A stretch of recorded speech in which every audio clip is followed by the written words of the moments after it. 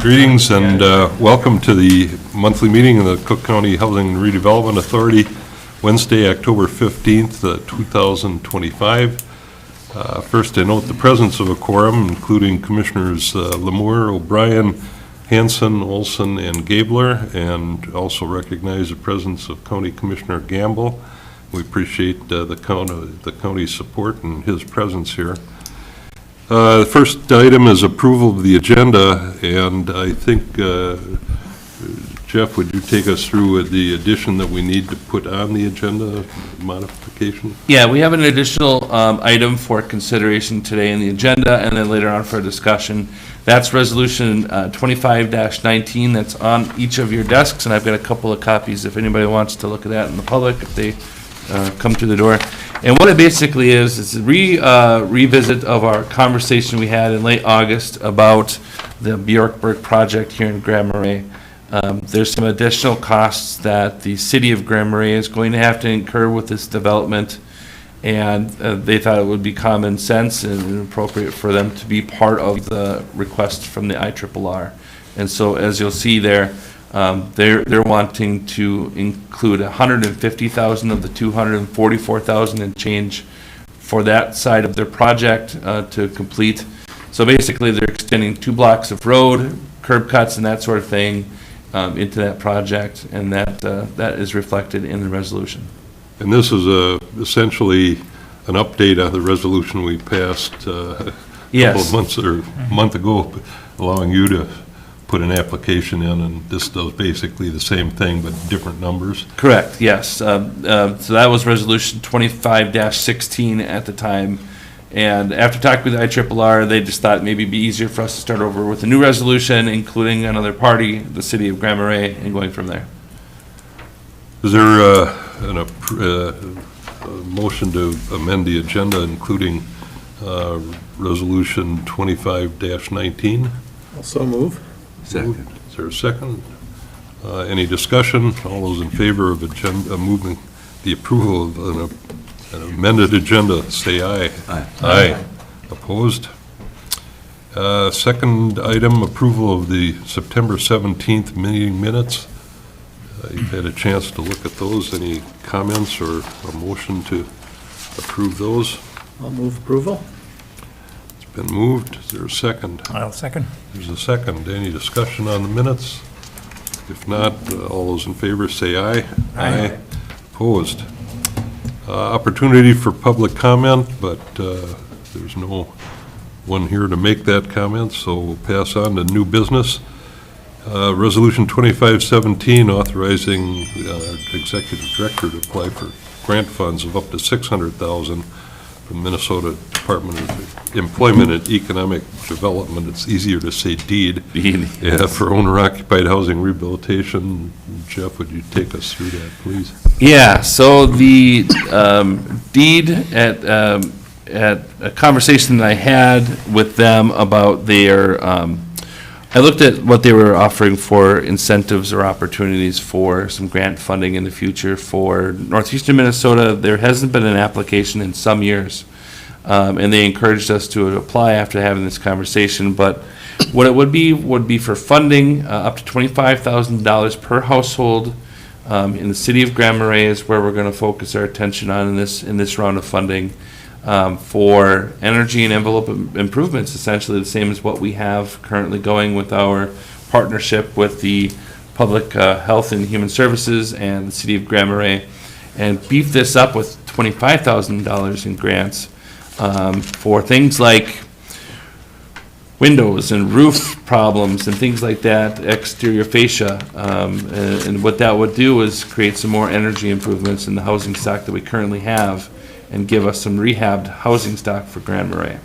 I talked to the city of Grand Marais, and they were interested in partnering on this project. And so what we'll do is we'll pass the resolution first, and then have the city of Grand Marais pass the resolution.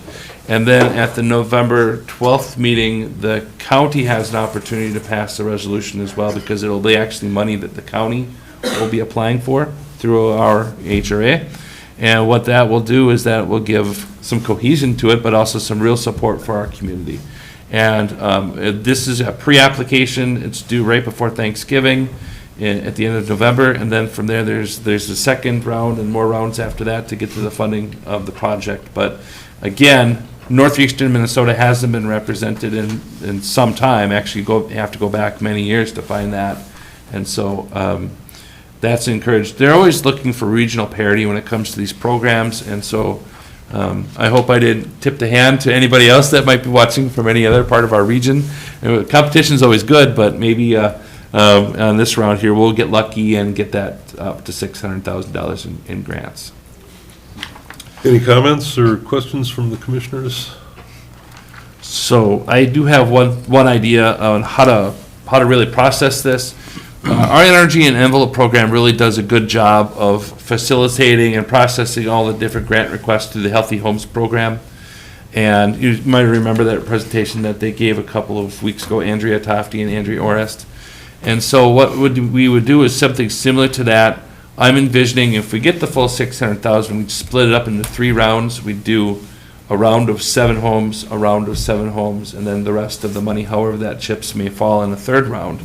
I don't believe that there is any earmarks on specifics on time. It just has to spend the money and we have to report about it because, of course, we want to make sure that every penny is accounted for through the audit process.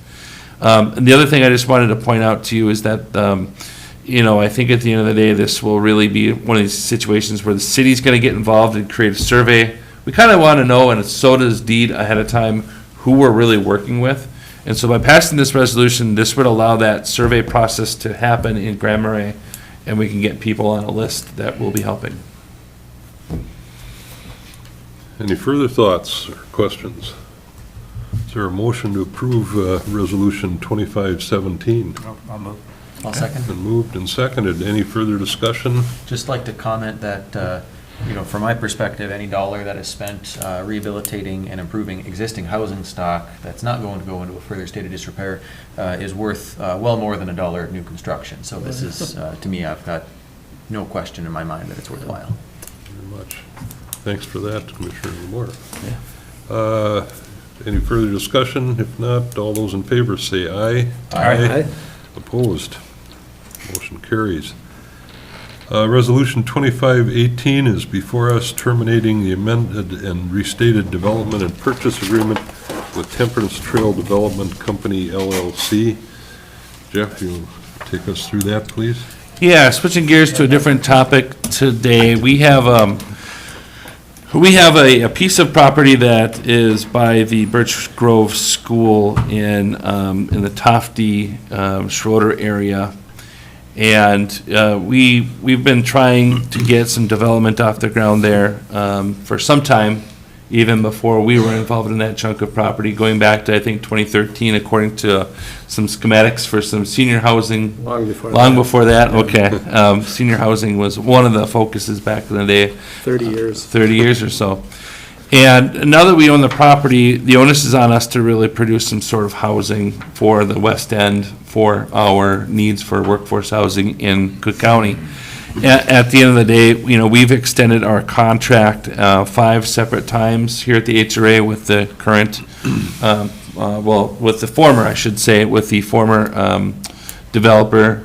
That last round terminated in July 1st of this year.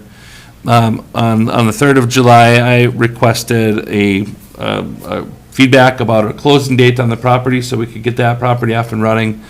Land Services has been involved with the preliminary plat, but hasn't heard any real information or interest in creating a final plat, which is part of our discussion on moving forward for the project. And so at this time, I feel that we have the need to terminate any agreements that we may have had in the past with the Temperance Trail Development Company, as it's called now, and we should have a conversation in the not-so-distant future about where we go from here, whether it be the request for proposals process, or if we could find another developer that might have some interest, or maybe by having this conversation, a local developer will step up and show interest as well. I don't know, but I think at the end of the day, nothing's happening on this site. I haven't heard since July whether or not the developer has any interest, and It's expired, the contract that we extended is expired with no interest in extending. And so I think this is a good time for us to part ways and to move forward.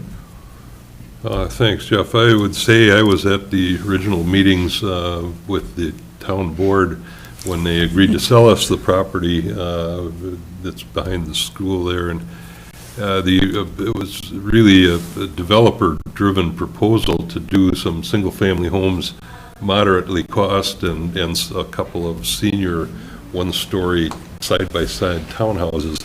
And that was really, it seemed popular with the town board. And so I think our next move, assuming we do pass this, is to go back to the town board and try to get their input again as to, what really would make sense for them, and before we make another step to proceed, in a new direction. But at least I think we owe it to them to get their input, because it was their land and now it's ours. The good news is, despite all this delay, it's always been our property until the developer fulfilled his part of the contract, and he just did not. So,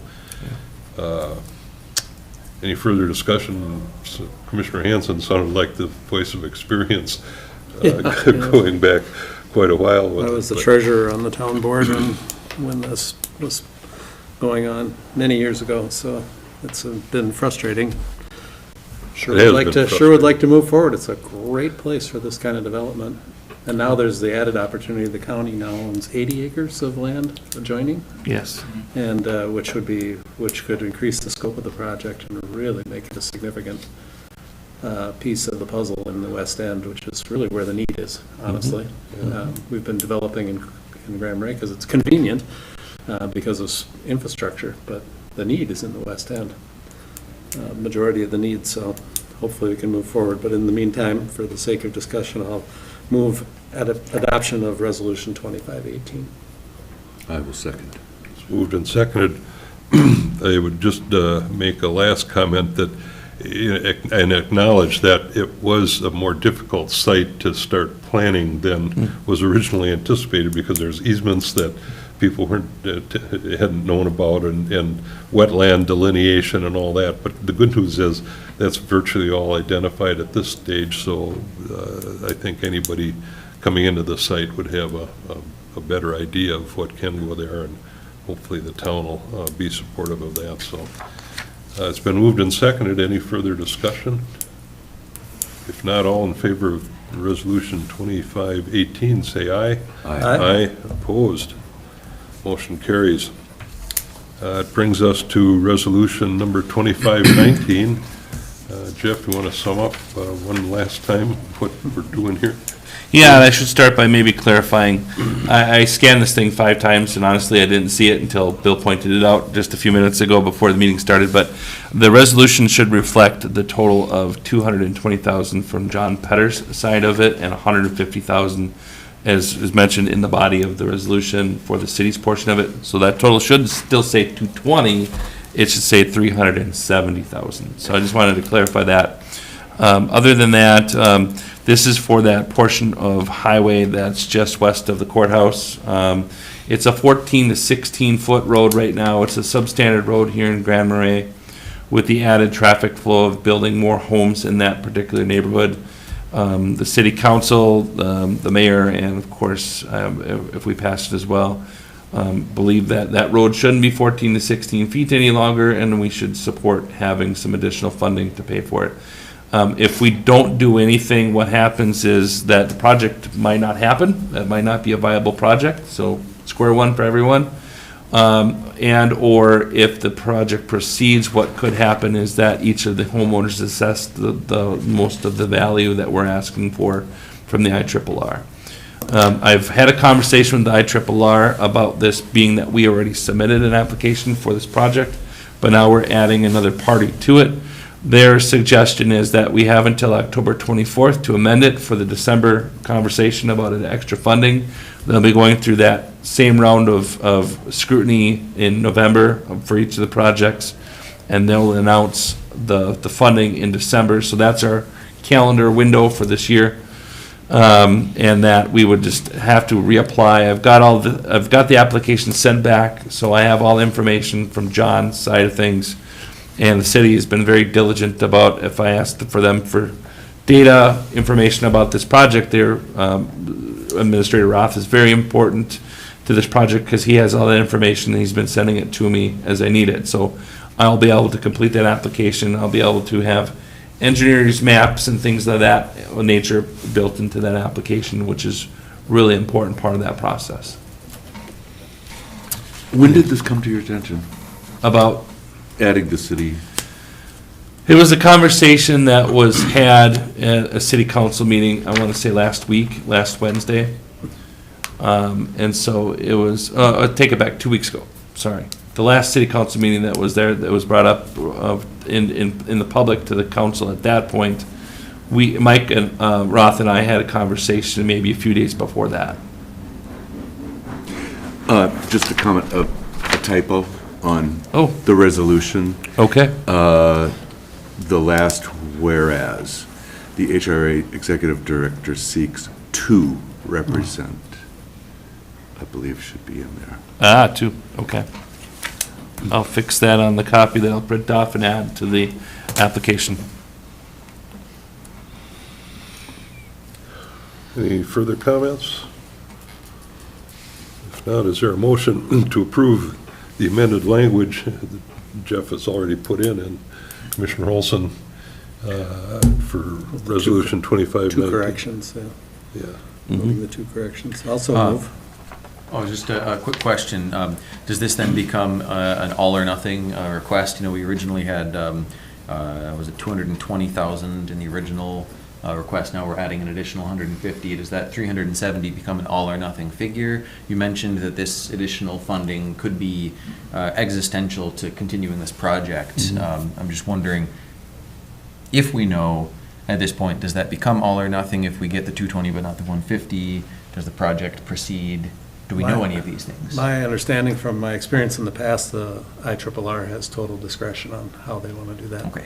And the 220 is already in place from John Petters. I mean, he's expended that. That's his contribution to the 370, and Well, Well- that's his, essentially. Actually, he's spent more than Yeah. that on the project so far, from engineers and that sort of thing. And so he's got a lot of equity in the project. We're not asking for any matching from the HRA standpoint on both of these projects like we normally would, because he's got a large amount of equity on his side. And on the other side, since these are improvements that will benefit people that live in that neighborhood, there will be somewhat of an assessment, and there might also, in the resolutions mentioned, be some general fund expenditure from the city of Grand Marais as well, as that would be those, what you would call the match for Grand Marais for the park. I'll second. Been moved and seconded. Any further discussion? I should answer your question as well. I don't know specifically, and I don't want to speak for John Petters or for the city of Grand Marais about whether or not the project happens. Right. I guess it's just wait and see. Hopefully, we get the funding, so we don't have to go through that conversation, but if not, and the challenges are still there, we might seek some funding at some other venue or some other resource, but right now, this is the avenue that we're going through. Further discussion? If not, all those in favor of Resolution 2519, say aye. Aye. Opposed? Motion carries. On to other business, Director's Report. We're at the director's report already. Exciting. All right, we're moving this along.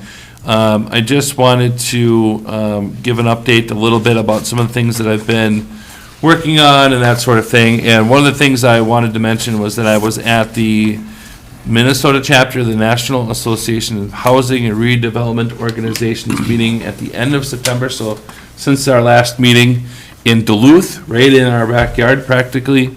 Had some great conversations with the folks at the Duluth HRA about what they're doing for housing. I came away with a whole different perspective when it comes to housing in an urban area like Duluth. They are doing some really interesting things. I hope that we can start looking at housing in Grand Marais, maybe from a different lens. If you look at our report, our housing study, I should say, we're doing okay when it comes to 60 and 80% AMI, but the one target we really haven't touched on was the 50% AMI. That's also a big portion of what the need is, an identified need for apartments in Grand Marais in Cook County. And so those are opportunities that we still haven't quite found yet for our communities, but they're still there. And if we're looking at another subject I'll talk about in a minute here is senior housing in Cook County, especially when it comes to assisted living. Some of the people that traditionally work in that type of housing or in that type of situation, their incomes are lower than where our targets are right now. And so at some point, even at the hospital, they're having some trouble trying to place folks in that nurse's aide type of position. It's a position that we really need in a functional system like ours for healthcare, but we just haven't really met that need for housing yet. So in those types of conversations, we're still trying to find out ways to get to that point. And our local regional area has a lot of different resources that might be available in the future when it comes to expertise about what they're doing in their communities and that sort of thing. And so when we all get together and have these meetings, it's a great time to bump into elbows with the HRA from Two Harbors and the HRA from Duluth and the one from Ely as well, and Virginia and some other folks, because they're all having different challenges, but there are some similarities between them. And these meetings are really good for that. Also, when I was at that meeting, I bumped into some developers that have some different development type of techniques for housing. Hempcrete was brought up, more emphasis on solar and housing, especially for your multifamily buildings and things like that. And so that's one of the things that I think we really can focus more on. And I know that you all have put that as one of our priorities is, how do we make our housing stock affordable, but also on the back end, affordable to operate as well and more efficient. And so we'll continue down that path as we continue to develop new projects and have conversations with developers about what those projects would like to look like. As far as general updates, I don't know, the last time that we were in this building was about a month ago. I can't remember if I had made the trip to Evelyn yet or not, but we received a $350,000 grant for the North Skogan project on the east end of Grand Marais, which is 12 single-family workforce houses. And in that span of time between then and now, we've gone through the bid process. KTM is going to be the person that we're going to work, or the organization we're working with, to get that road ready for construction next year. The goal is to get that construction done and to put that road, the road, the water, the sewer, all those hookups together this year still. Look out the window. Still a good weather to work, but as we get closer to December, it might, I don't know what's going to happen.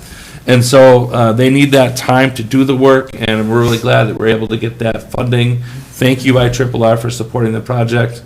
The onus is on now us to get that done before the winter weather, and so we're still waiting to get a contract for us to sign from the IRRR. Those folks had a lot of contracts to have to put it together at once. I don't envy them. I don't want that job right now, but at the end of the day, once we get that contract signed, we can get to work. So it's exciting for that project as well. Other than that, I attended a roundtable discussion in Grand Marais on Tuesday morning at the higher education building here in town. And the North Shore, I can't remember the exact title of the organization, but they had a grant. It's North Shore Healthy Homes, I believe. And they really had a great conversation with members who just were invited to attend if they wanted to, about some of the projects they're working on, some of the ways to construct homes differently than maybe our traditional ways of putting together homes. And so a lot of great ideas from that. I'm really looking forward to maybe incorporating some of those ideas into future work that we're doing here at the HRA. And that's all I have. Update us on the audit. Yeah. It's basically done. Thank goodness. Yes, the audit is basically done. When you get hired into position and the first thing folks ask you is, what happened before you got hired? And all the financial details. That's quite a project to figure out. But thanks to Jason Hale's great notes that he left behind, I just had to find out where they were. And thanks to the ability to actually dial up Jason Hale to ask some of the questions about how the money was spent and where it was spent from, we're able to essentially complete our side of the audit for the county, so that part is done. The binder is being passed from Megan to Andy, so to speak, which gives us an opportunity to say, whew, all that work had been accomplished. So here we are. One of the things, I had a discussion with the auditors, they're asking questions of, do I know of any loose ends or, things that they should be concerned about, and I didn't know of any, but the one thing that we did talk about was renewing our conflict of interest statements this year. We all signed them a couple of years ago now, I think, and it's time to redo those, so look forward to that in the future. And I welcome Commissioner Sullivan to the table as well. Well, how about committee reports? Any specific Just issues? one question. Yeah. So Jeff, you mentioned the AMI funds that were potentially available. And just from my own education, are those funds restricted to new projects, or could that be part of the financing for a project like Harborview, or could that help to with rate stabilization for existing apartment projects? Are you talking about the Zaha funding that we get from the state? Okay, yeah. So I would say not for the Harborview apartments, because that's HUD funded. And so that's federal funding. The state funding is more for rent stabilization in the 60 and 80% AMI funding that we have. And so right now we have kind of, we've committed to Gunflint View, we've committed to the Heights, and then also if the development comes through on Highway 61 at 1800, the Duval project, where the old Tom Taboto Motel used to be, that would also be dedicated already to that project as well. Yeah. So our state does give us a certain amount of aid every year for rent stabilization. It started out in 2023 at 83,000. By 2024, that number was dialed back to 35,000. And then I just got notice for 2026, it's back up slightly to 43,000. So it's at the will of the state of Minnesota and the legislature to figure out how much money they allocate for that. And it does change from time to time. The way our commitments are, as we have it, is how we spend it. And so we want to watch that, make sure we're not overcommitting, but also that we are receiving that number. And then also to pass along to our legislators how important it is to keep that funding for rent stabilization. And our contracts acknowledge that. We'll pay when we have it, or if we have it. If we have it, yeah. Yeah. Any other thoughts here, or any committee reports at this stage? I can give a quick update on the Finance Committee. The Finance Committee did not meet, but just to give a quick update on the in reviewing the financials for the month. Pretty straightforward. One of the things that was notable was that the income, I think this is a timing windfall really, but the income from the 1% levy on, or 1% on rental properties program was about $10,000, which was almost equivalent to our operating expenses for the month. So it's a substantial contribution, particularly in this month. Nothing unusual in the transactions.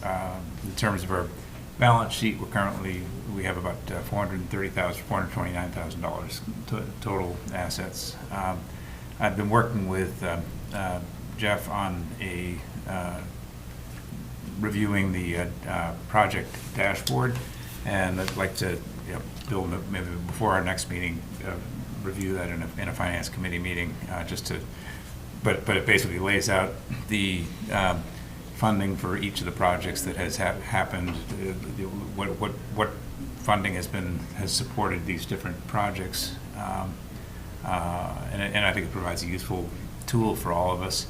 One of the things that I'd like to do to amend it would be to get the total investment, to include the developer's total expense, because I think it could be used to very effectively make the case that small amounts of HRA contribute, the HRA is doing its job as a catalyst for bringing in investment and housing investment into the county. So, I think that'd be really worthwhile, and because especially in declining federal availability of funds, we're going to have to do more with less, and how we do that is important. And important thing is knowing what we have to put on the table, and not overtap our own resources, but look forward to going forward in the future. And is the 10,000 that from the Cascade Vacation Rental? Correct.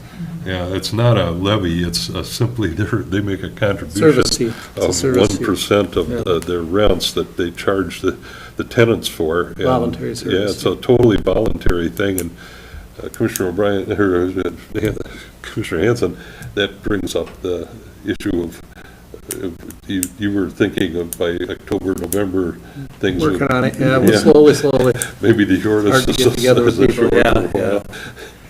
Yeah, that's still happening, we're still pushing forward with that, but hopefully we can bring in some more. But we do have one small contribution that's added, I don't think they've sent a check yet. No, not yet. But it's just a single Airbnb development, and he's contributing, I think, he's thinking 5% of revenues that come in through direct bookings. So it's probably going to be a fairly small amount of money to start with, because most of his bookings go through Airbnb or VRBO.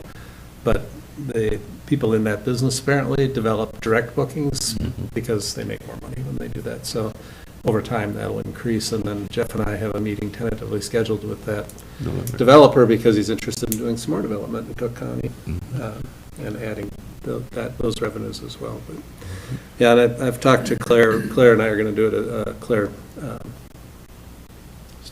senior moment. Sorry, from Cascade Vacation Rentals, partner at Cascade. Yeah.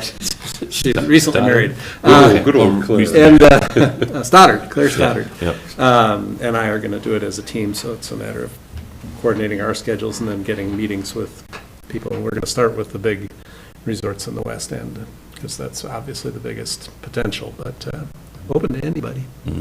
Thanks for any carrying that on. It's important work, and Yeah, it could be a really. this is a remarkable thing that Cascade Vacation Rental did Yeah. to start with, and I can't remember the total, but it's hundreds of thousands of bucks by Yeah, now they're that great contributed community to our members. bottom line. So, They're great community Commissioner members. Gamble, you had Yeah, I'm just going to make a comment relative to the discussion that you're having now, and that is for the community, that to the extent that the HRA can demonstrate its resourcefulness on where it's generating revenues to fulfill its mission, that is huge. So that's part of what you're doing. But if you look at contributions that are coming, that we're getting from grants, contributions that are coming from those that choose to participate in this, whatever, and developers that step in, all of these things, that is the story that should be told, because people want to see substance, from organizations that serve them, so that'd be great. Well, they deserve to see it, and Yeah. that's, transparency is one of our values, and this is an important part of that, and it's needed for our own decision-making, but it also is needed for the community to make decisions of, is this entity worth carrying forward with, and all that kind of Well, thing. this group has done a lot, and shame on us if we don't make that public. Yeah, that's right. Well, and know that the community really appreciates that. Thanks. Commissioner Olson? How did the Rosso final meetings go? Those were some really wonderful meetings. There were some really good opportunities to talk to folks about the next steps. We had some really interested parties at the one in Grand Marais in particular. We had one individual that lived in Hovland but made it to the Schroeder meeting, and then also made it the next day back to this meeting here for a second time. And so Aniva and I are following up with folks that are attending these meetings and showed some interest. And the goal is to really start small and get some folks that really want to do this thing set up in the right direction, and give them any resources we can along the way. We don't have our local housing trust fund set up yet. That we're still working on that process. We'll have a resolution, I think, by year's end for our board to consider. But I think at the end of the day, people are really kind of waking up to the idea that maybe they have this opportunity in their own backyard to create some passive income by building a second dwelling and having a renter, or selling that off and having a new neighbor. And there's some opportunity there. There's some real potential with the people who showed up to these meetings. Any updates on Heights rentals? How they're going? Don't know, I missed, there was a call this week, and I missed that, so. Well, they're underway anyway, Yeah, they're getting some publicity, so. And where is the view at this point? They still have a sign, there's 12 units left. and Yeah. I Yeah, know that's That's out of obsolete. date. Yeah, it is a little obsolete. I want to say they're down to single digits now. I want to say 9 is the right number, but last time I talked, it sounded like maybe they were getting closer to that lower number, so we'll see what happens.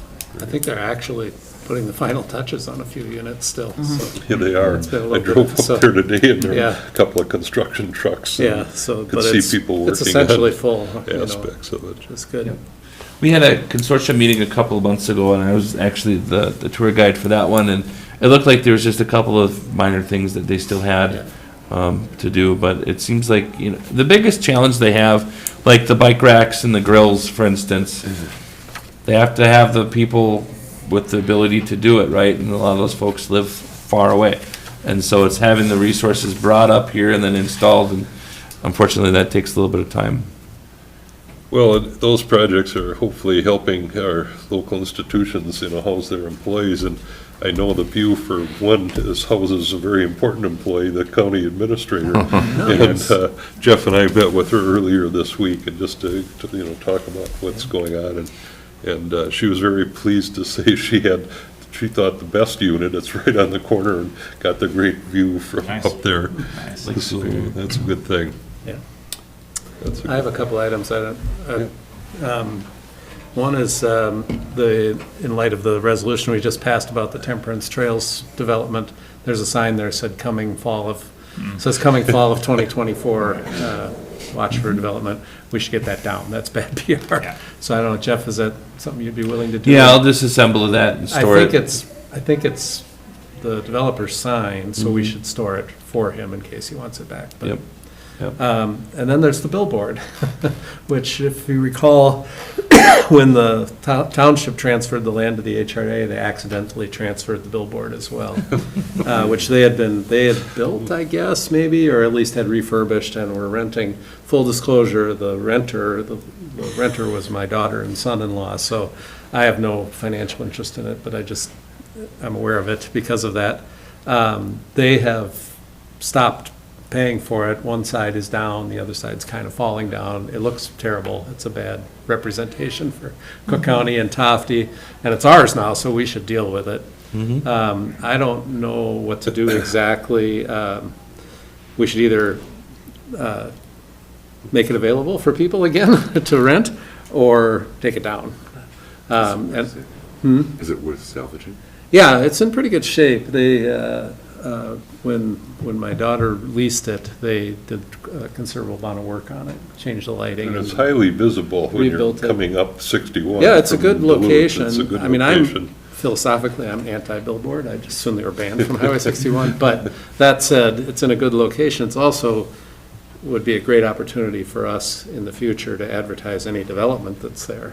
So taking it down, I think, is probably a bad idea at this point.